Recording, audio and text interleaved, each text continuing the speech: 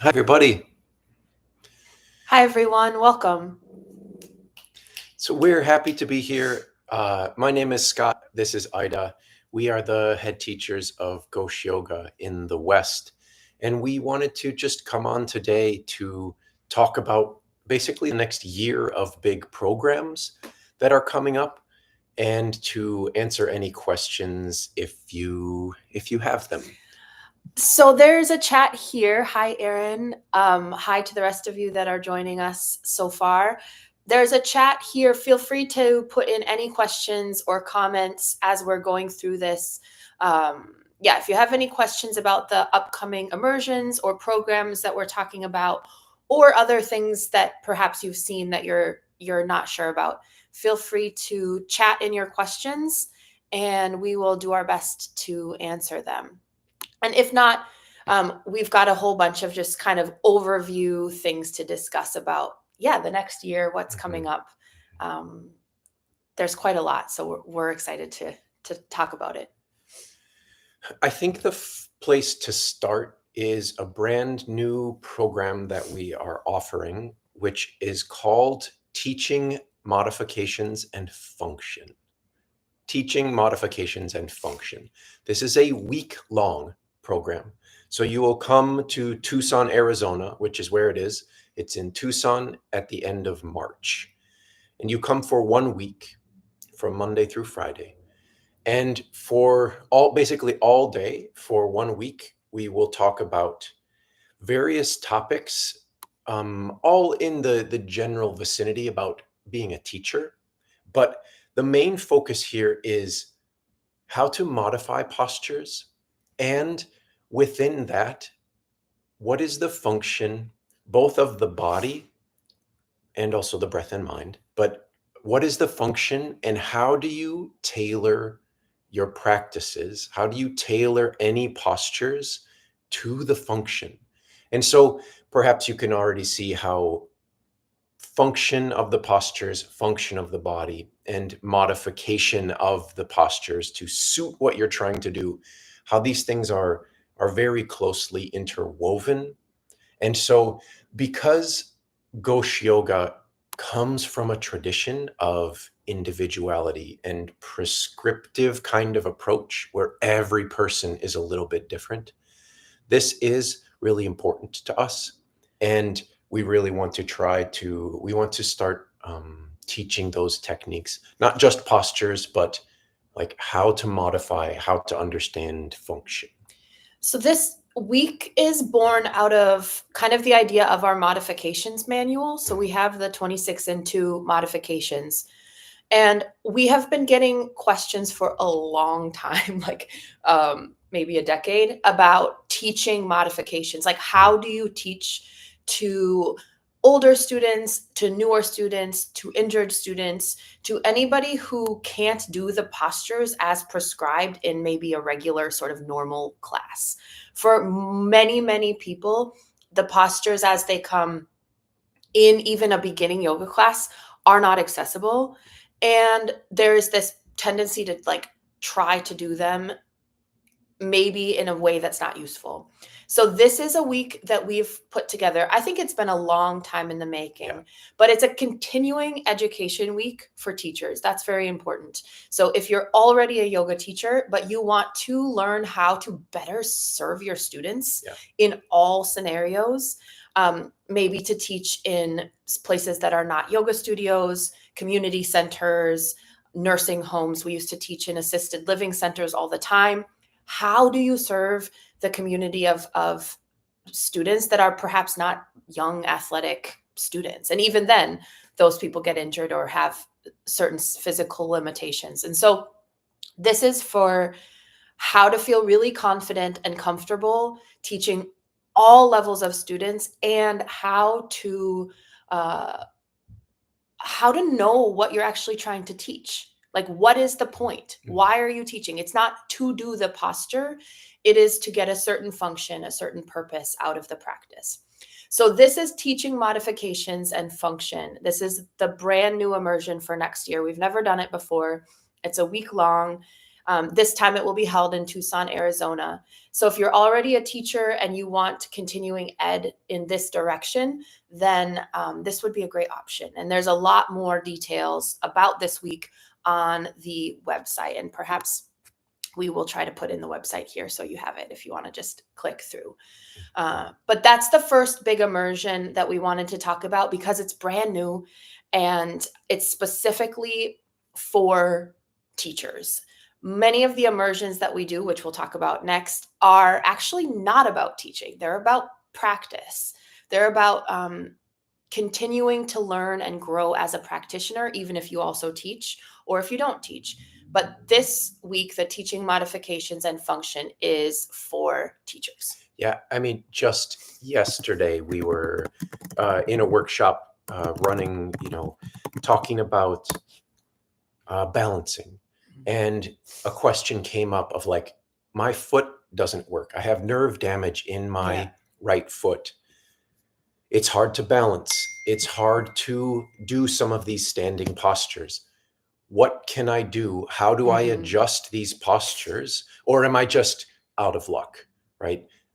If my foot is injured or if I don't have function in my foot, does that mean I cannot practice yoga, or half of the postures are inaccessible to me?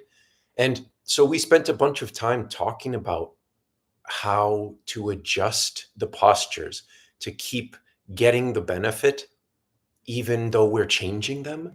And I thought to myself, man, this would be so useful to systematize. And then I thought, oh, we're doing that in teaching modifications, in the modifications and function week. So that's at the end of March. And just to repeat, in case you're just joining us, if you have any questions, please chat them in at any point. We're just talking about the immersions, and then we'll switch and talk about upcoming teacher training programs. But if you have any questions, make sure you put them in the chat here so we can address them. So that is the teaching modifications and function week. And right alongside that week is a very different kind of week that is focused on practice. Because in the yoga world, we tend to kind of separate.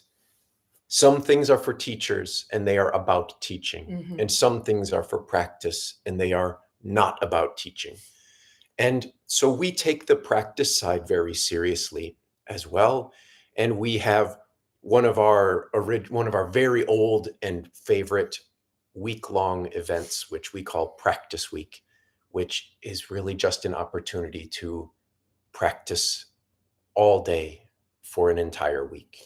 This is probably nearest and dearest to us. I think this is year 9 of hosting Practice Week, but probably our 11th or 12th Practice Week.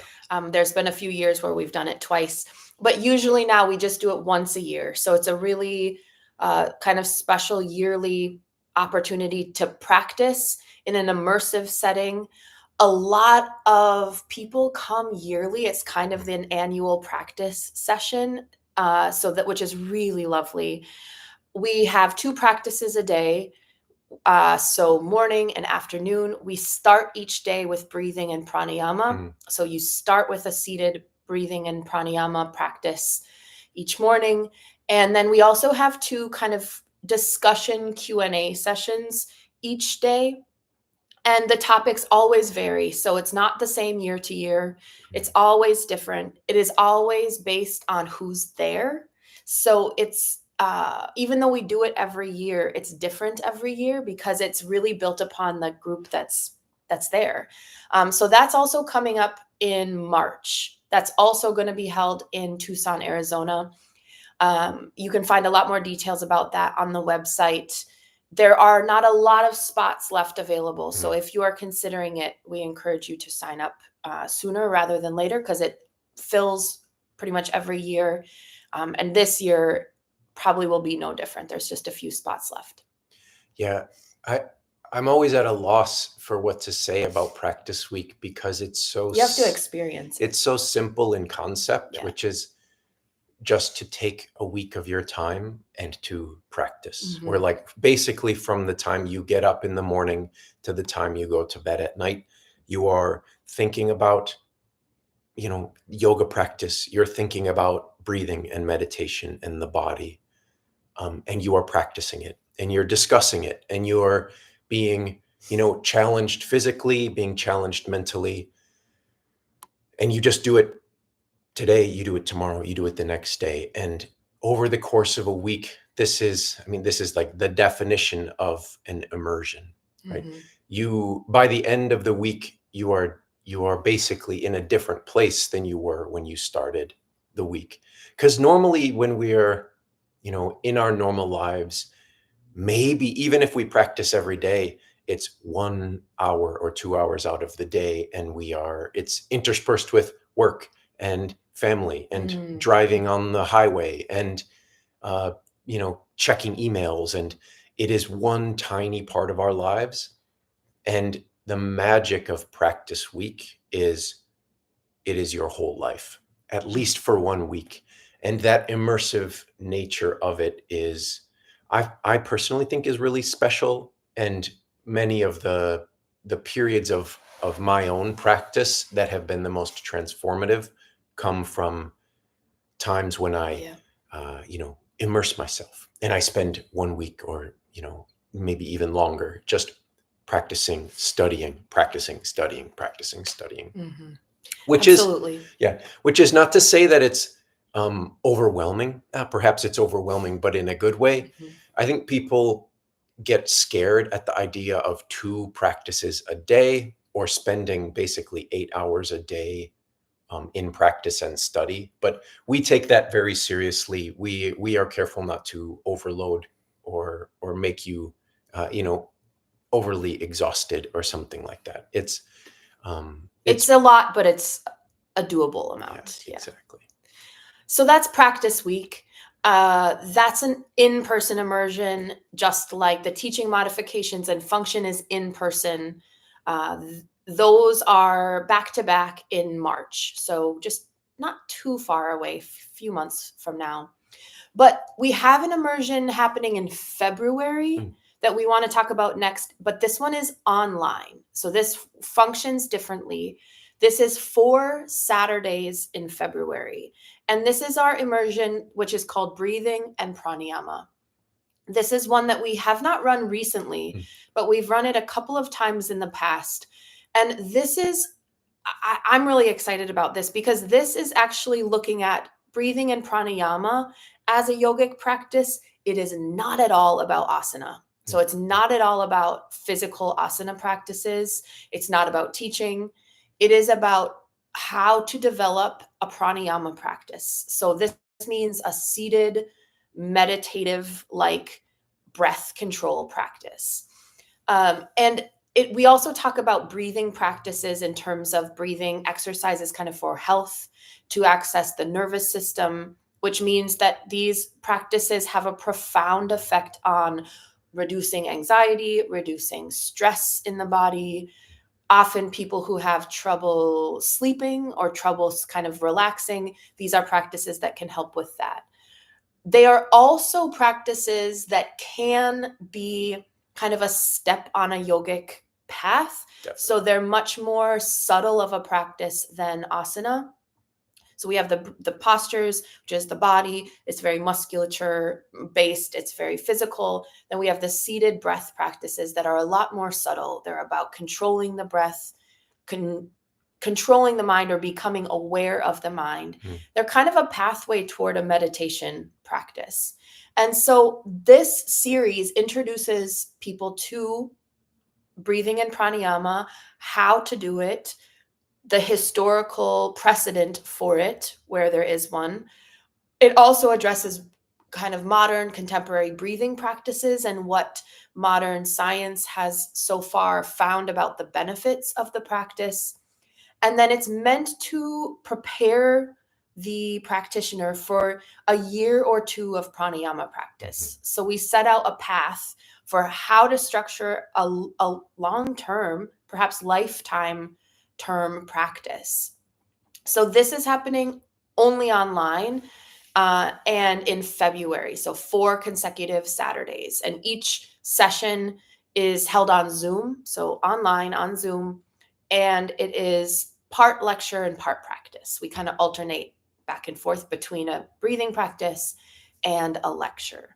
So this is a very different topic yet again. It's also a different format. So if traveling is not an option, this is a nice kind of way to be immersed in a topic, but from wherever you are. I'm sure we'll be traveling around when we give these lectures also. Yeah, and there's one new element that we're adding to the Yeah, breathing true. and pranayama workshops this time, which is we are adding video practices because they happen on the Saturday. Our classes that we're all gather on Zoom. These happen on Saturdays, and you will want to, and we will hope that you do practice the breathing throughout the week. Mhm. And in the past, we have explained what to do and we've given you a list and we've led you through it on Saturday and then kind of leave you up to your own devices for the rest of the week. But what we're going to do this year is we actually have videos where we lead you through the practice. So hopefully that makes it a little bit easier, a little bit more accessible, so that you can sit down in your own house, in your own room, and you can just hit play and you can breathe along with us rather than having to be responsible or in charge of, what is the count? How long is your practice? Things like that. Yeah, so that's new in terms of the course material this time. So you get handouts. Let's see, handouts, this time video courses that are yours to keep, some resources for further reading. Also, anytime you're doing an immersion with us, we are available for questions. So even on the online immersions like the breathing and pranayama, we take email questions throughout the week. So if you get to like Tuesday and you're confused, you can send us an email and we'll get back to you about any questions or any points of confusion. So maybe just a quick recap. We have 3 immersions coming up. They're all very different. There's the teaching and modifications and function that we started talking about first. That's continuing ed for teachers happening in Arizona in March. Then there's practice week, which is for practitioners of all levels. It's for teachers and non-teachers. It's just about your personal development, your personal practice. It's our probably most experiential week. It's all about just being immersed in the yoga bubble with fellow yogis. That's a really important point. Building some community and yoga friends and connections through that time together. And then in February, we have the online series, Breathing and Pranayama. That's also open to anybody. And you don't need to have done a breathing practice before. It's open to people brand new to the topic. So if you've never thought about pranayama and don't really know what it is, but are kind of interested, that's perfectly fine. So as we continue, of course, if you have questions about anything, let us know. There's a chat there. But let's switch topics now and talk about upcoming teacher training programs. This is quite a large topic.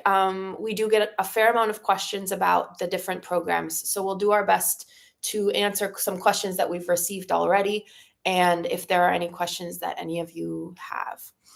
We'll start with the 200-hour teacher training. So this is what we call the foundations teacher training.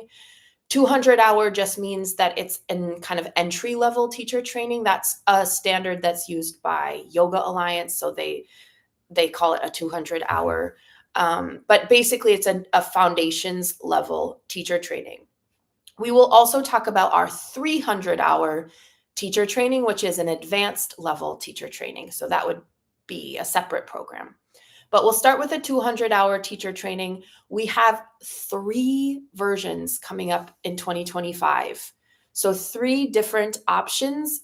That are all basically they're the same course. program. Yeah, they're the same course. So there is a fully online version that starts really soon. It starts next month at the beginning of January. There is a hybrid version that is going to be partially online and then partially in person in Europe. That also starts very, very soon at the beginning of January. And then the third one is what we call the summer intensive. So, as it sounds, it runs June through August. I guess it's a North American summer intensive.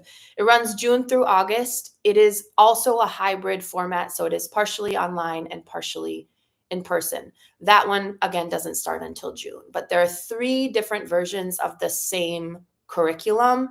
And the online and the hybrid Europe, there's only a couple weeks left to register. So those ones start very, very soon. Mm. The broad overarching view of this program, because it is a pretty broad and foundational program, it covers all of the things that you will need to know to be a beginning yoga Yeah. teacher, or to be a what we think is a foundational level of yoga teaching. So there are certain things that each of these programs have. Very important is the physical practice and breathing practice. Okay, so we have videos for you through the entire program of physical asana practice and breathing practice. Over the course of the months, these practices change and they get gradually more complicated, and they integrate with the other layers of the program. And I just want to jump in and say one thing, because this is a question we get a lot, Mm. which is how and where do I practice Mm. during this program? Because if it's online, then where do I practice? And you can practice with these video classes. That's what they are there for. So they're not live video practices, they're recorded, but you can practice along with them at home, in any kind of place that you have room to practice in. Another question we get is, can I practice in a studio during the teacher training and take studio classes? And yes, that's absolutely fine. However, we would like you to do both if that's the case, because the recorded classes that are part of the curriculum, they bring in the other parts of the curriculum, meaning anatomy and posture discussion and teaching techniques. And so when you practice the recorded classes that we provide, it integrates all of the lessons. So if you only practice at a studio and you're taking different classes, it will be harder to integrate that information. But we absolutely encourage you to practice at a studio within your community, within kind of your normal routine as well. So if you want to do that, you can find a nice balance. And we also have live classes throughout the training. These are held on Zoom, so they're live online classes. Some of them are taught by Erin, who's here, who assists in the whole teacher training program. Erin's wonderful and has many times come to practice week, has graduated from both of the teacher training programs and many other teacher training programs. So Erin teaches online classes, and we do as well during the Zoom sessions. So that's just a little bit extra about the practice, because that's a question that we get a lot. The 200-hour training usually takes several months. Like if we do the online version, it starts in January and it goes through August. So this is 8 months. So over the course of 8 months, the curriculum unfolds. And so each month you will get a new set of classes, a new set of videos that includes different physical practices and different breathing practices, but also each month you get new anatomy classes and new teaching classes and new history classes. And so over the course of the 8 months of the online curriculum, you start at the beginning and you gradually build and build and build and build. You build in complexity, you build in like breadth, so that by the end of the 8 months, we have like quite a basis of knowledge, both of the body, also of the history of yoga, where yoga comes from, also of the postures themselves and how the postures work in the body, how to teach, how to use your words, how to use your voice to communicate these things and help the students, which is usually, maybe I'm speaking out of school here, but this is usually the goal of the teacher, which is to pass on this information and help students where we can. A couple other questions that we get pretty regularly is, can I teach the 26 and 2 after I complete this program? If you are interested in that particular sequence, the kind of hot yoga sequence or the 26 and 2 sequence, yes, absolutely. Every posture and every breathing exercise in that sequence is taught in our 200-hour foundational program. So it does prepare you to teach that sequence. However, we teach additional postures in the teacher training program, and we teach how to sequence. And so you can also teach other sequences and other postures and other levels of class, time frame of class, etc. But you do learn those postures and that breathing that's in that sequence, so you can teach that if you choose, or if that's an interest for you. The other big question that we get is, do I have to teach in English? And this is because we tend to have quite a global group in the online training, which is really, really lovely. Also, we'll be doing the hybrid teacher training in Europe. So that is also open to different languages. So no, you do not have to teach in English. In fact, we encourage you to teach in the language that you would be teaching in. The video course material and our online sessions are in English. And so we do at this point need a conversational level of English in order to understand the material. But when you do your teaching homework and when you teach, you don't have to teach in English. And again, we encourage you not to. If you're not going to be teaching in English, there's no point in practicing that. Yeah, we have had several students who often will do 2 sets of a posture, and we'll do the first set in English and the second set in whatever language they will end up teaching. All of the information applies no matter what the language is. All of the postures apply no matter what the language is. And most of the teaching exercises apply no matter what the language is, right? How you use your voice, how you speak clearly. These are applicable in English or in other languages. So yeah, we encourage people to don't worry about the English. So we have the online format and the hybrid format. Both of them are video courses. And so we give you a schedule to follow. We give you all of the material, the training manual, all of the other resources that come with the training, which include handouts and tips and checklists and all sorts of things to try to set the trainees up for success. And then in the online teacher training, we have monthly live sessions on Zoom.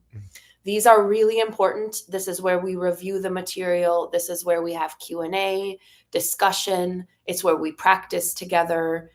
So that's a big part of the training as well. You're not completely on your own throughout 8 months. We have monthly check-ins on Zoom. And then we have additional classes with Erin that you can partake in. So you don't really go that long on your own. It goes by really quickly, actually. In the hybrid version, the course material is the same. We have fewer online meetings because we have a full week in person. So the Europe hybrid, we have a full week in Wales at a studio in Wales where we will be doing the last immersion section there. In the summer intensive this year, we will be in Minneapolis, Minnesota in the US. And so that kind of concludes the hybrid or the summer intensive training. But the online training is fully online. So perhaps we can now shift to talk about the 300-hour a little bit and maybe some differences Mm. between the two trainings. So the 300-hour is the advanced teacher training. It builds off of the 200-hour foundations training. Mhm. So if the 200-hour is the foundational training, the 300-hour is the advanced training. And you really need to have a foundational level of knowledge and a moderate amount of experience to move into the advanced stuff. We assume a pretty good level of knowledge in the advanced training, because if we just began at the foundational level, then it wouldn't be an advanced training. So these programs are actually completely different. Yep. There is basically no overlap between these two programs. And often people are like, is the advanced just the beginning plus more?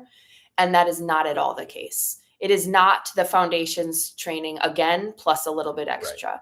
The entire course material is different, which also means that it is best that, I guess I'll back up a little bit. Many people have a different 200-hour training, Mm. and they're like, I have a 200-hour in vinyasa, or I have a 200-hour with so and so. Can I take the 300-hour? And it really works best to take the 300-hour after the Ghosh Yoga 200-hour, because while they're entirely different course material, they're in conversation with one another. And so And if the 300 literally builds on the exactly 200. exactly so it's on the Ghosh Yoga 200, not just on any 200-hour. So they're really best paired together. But the 300-hour is entirely different, as we were just saying. It still has groupings of different subjects. So we talk about asanas. We talk a lot about pranayama. Mm. We also talk about meditation.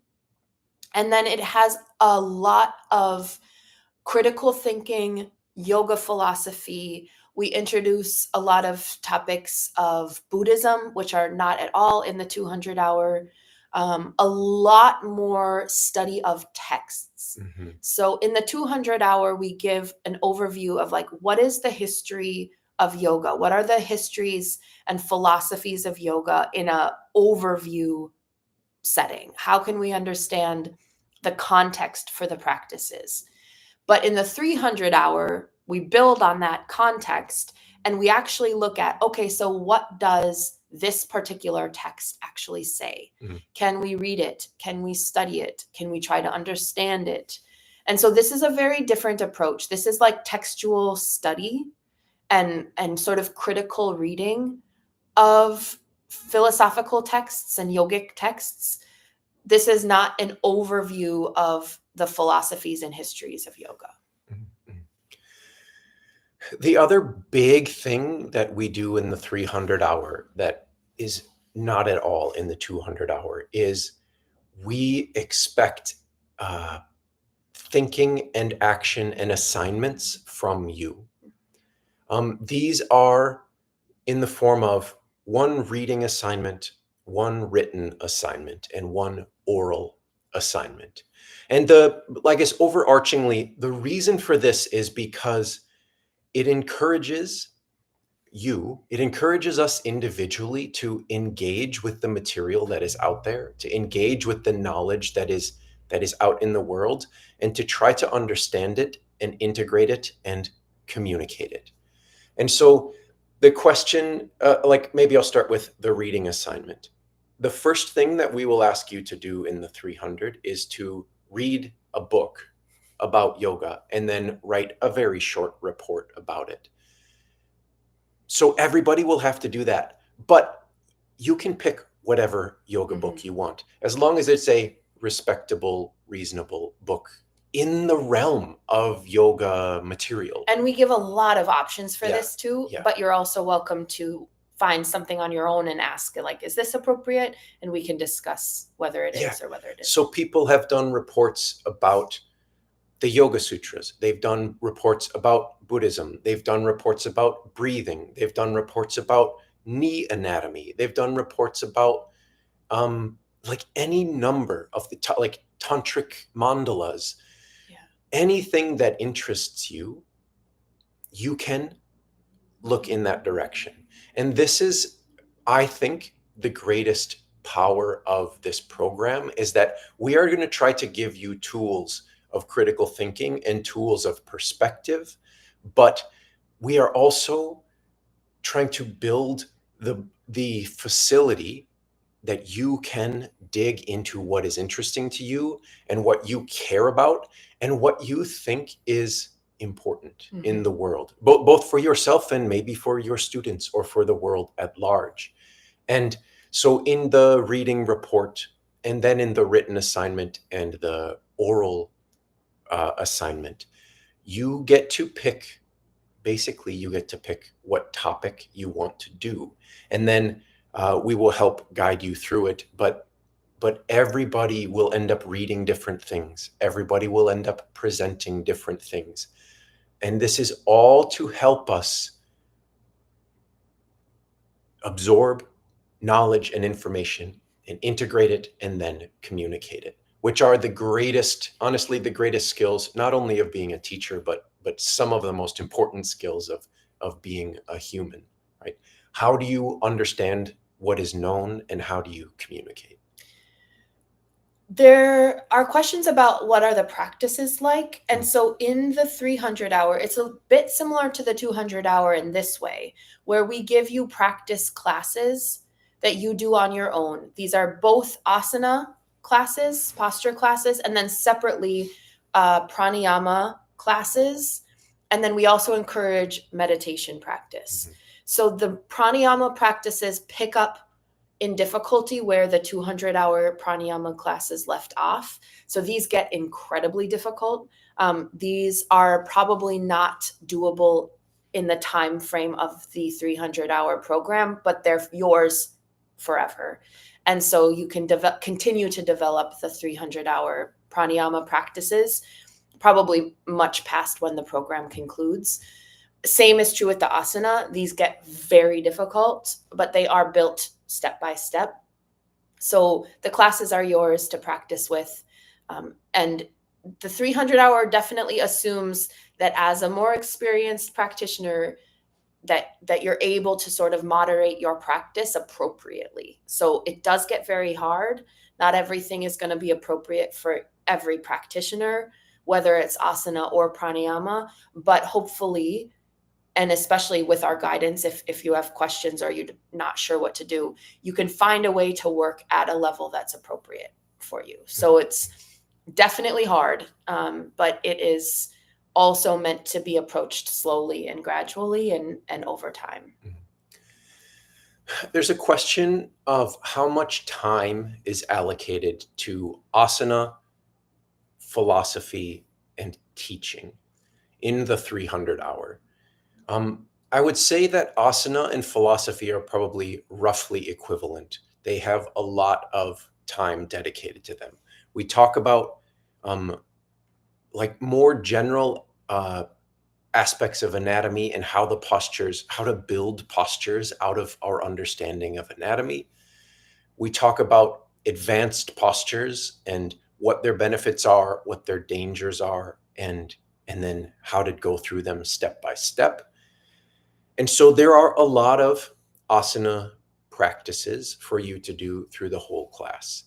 The same is true of the philosophy. There is a lot of philosophy, a lot of text, and um, of course, the written assignments, which are more intellectual and philosophical in nature. The teaching aspects are smaller than those other topics because